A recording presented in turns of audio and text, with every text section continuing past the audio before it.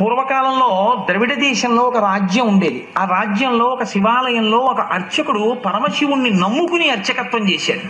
అర్చకత్వం అంటే మామూలుగా చేసింది కాదు, ఆయన ఉన్నాడు అని నమ్మి అర్చకత్వం చేశాడు. బ్రహ్మాండమైనటువంటి కరువు వచ్చింది. ఆ ఊళ్ళో ఇంకా ఎవరు బతకలేక ఇంకా ఈ ఊరు విడిచిపెట్టి వెళ్ళిపోతున్నామని చెప్పి వెళ్ళిపోయారు. ఆ వెళ్ళిపోయేటప్పుడు ఒక గమ్మత్తు ఉంటుంది. చాలా తేలికైనవి అమ్ముకుంటే అన్నం దొరికేవి ఉంటాయో పట్టుకెడతారు, బరువు అయినవి వదిలిపెట్టేస్తారు. మళ్ళీ మంచి రోజులు వస్తే మనం వచ్చేటప్పటికి ఉంటాయి. ఇక మంచి రోజులు రాకపోతే ఈ ఊరికి మనకి బాంధవ్యం తీరిపోయిందని వెళ్ళిపోతారు.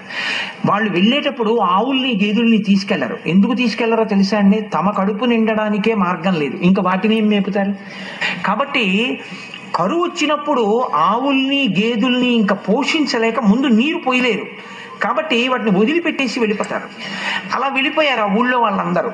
ఈ శివాలయంలో అర్చకుడు అన్నారు, నువ్వు కూడా వచ్చేసేయి మాతో అన్నాడు. అంటే ఆయన అన్నాడు, నేను వెళ్ళిపోతే శివుడికి అన్నం ఎవరు పెడతారన్నాడు. ఇది భక్తి అంటే. అందరూ వదిలిపెట్టేశారు ఊరు. ఈయన వదిలిపెట్టేయచ్చు, కానీ ఈయన బతకడం కాదు, ఆ గుళ్ళో శివుడు బతకాలి. అందరినీ బతికించేవాడు అందరినీ ఊరి నుంచి పంపించేస్తున్నాడు, వాడికి దయలేనప్పుడు నేను ఎందుకు ఉండాలనాలి. ఆయన అలా అనలేదు, వాడికి నేను అన్నం పెట్టాలన్నాడు.